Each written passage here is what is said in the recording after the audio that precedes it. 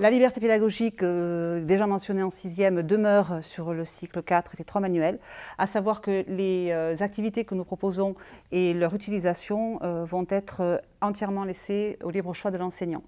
Vous retrouverez bien évidemment un guide dans le livret pédagogique, tout comme en 6e, mais avec la possibilité d'exploiter toutes les activités, tous les documents proposés à la manière de l'enseignant, à sa guise, en fonction du public qu'il a, du niveau de ses classes, hein, et parce qu'il est le seul, encore une fois, à pouvoir réellement évaluer la classe qu'il a en face, les différences entre les élèves, leur capacité à s'impliquer, leur capacité d'autonomie ou pas, parce que nous avons effectivement des publics très variés.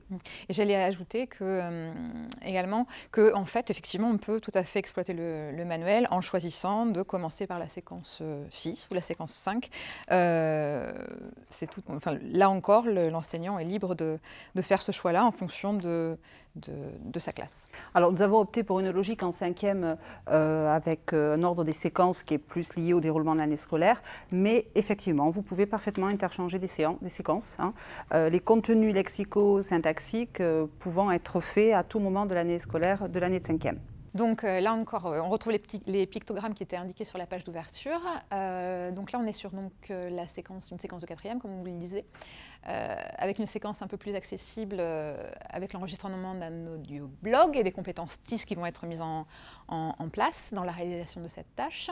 Et d'autre part, en tâche numéro 2, alors vous voyez, effectivement, là, une partie de production écrite. Tu es ambassadeur de l'UNICEF. Tu fais un discours devant les membres du siège de l'ONU à New York afin d'aider les écoliers du Kenya. On voit ici que c'est une tâche effectivement un peu plus ambitieuse que la première, mais effectivement, elle va s'adresser à ces élèves qui ont peut-être un peu plus de facilité que les autres et qui vont être peut-être intéressés et motivés par cette tâche numéro 2. Quand on va vous présenter la structure d'une leçon, hein, vous allez comprendre notre approche dans la mesure où, à la différence du manuel de 6e où c'était une double page pour une leçon, le manuel de 6e, 5e, 4e, 5e, 4e, 3e, pardon, ont adopté le principe d'une leçon par page. Donc 6 leçons ou 6 séances et 8 séquences dans le manuel. Les manuels scolaires sont souvent très ambitieux en termes de nombre de séquences. Personnellement, j'étais souvent découragée par le sentiment que je n'arrivais jamais au bout des séquences et que donc du fait, je ne préparais pas suffisamment mes élèves à l'année suivante. Bon, nous avons donc opté pour moins de séquences et vraiment acté le fait qu'une séance, 1 heure. Alors, nous sommes encore dans un optimisme clair. Certaines séances ne pourront pas être faites en 1 heure, c'est clair. Mais encore une fois, en fonction des activités proposées, l'enseignant pourra tout à fait moduler le temps qu'il passera sur telle ou telle séance. Puis c'est un affichage qui est également très clair pour nos élèves. Le fait de se dire, bon ben voilà, là aujourd'hui on est à la lesson 1. Je pense que c'est aussi un atout de cette méthode. Alors vous reconnaissez certainement des points communs avec le manuel de 6e. Hein. Par contre, bien une page par leçon, hein, et 6 leçons sur le même thème, bien évidemment. Vous reconnaissez les boxes avec toujours la boîte de vocabulaire, la boîte de grammaire. Quand il y a un point de grammaire, il arrivera que certaines leçons n'aient pas un point de grammaire parce qu'il aura fallu le rebrasser dans la 2e séance ou le retravailler. Et donc, ça allège un petit peu le contenu également grammatical, tout en ayant des choses extrêmement claires pour les élèves à suivre. Vous avez ensuite un élément important. À chaque séance va correspondre à la fin une activité qui peut être faite soit en classe en fonction du temps qui reste, soit préparée à la maison. Dans le manuel de 5e, cela s'appelle le recap. En 4e et 3e, c'est ça. Pour la leçon 1, 3 et 5, c'est le recap. 1, 3 et 5.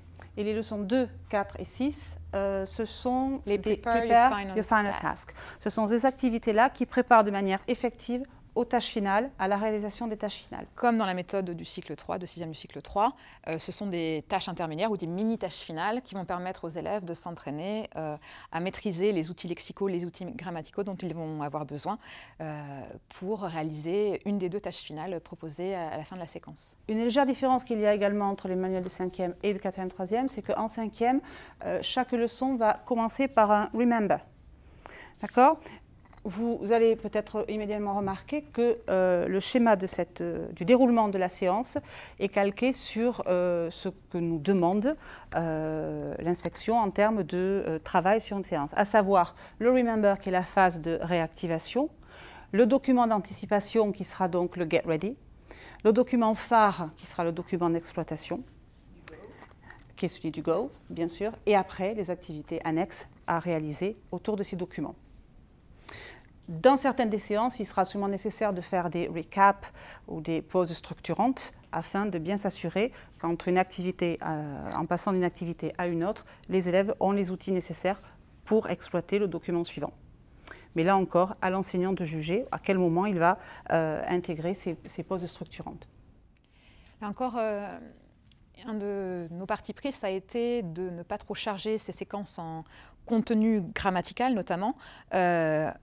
Comme pour le cycle 3, on est parti de la tâche finale. De quels outils lexico-grammaticaux, phonologiques nos élèves vont-ils avoir besoin?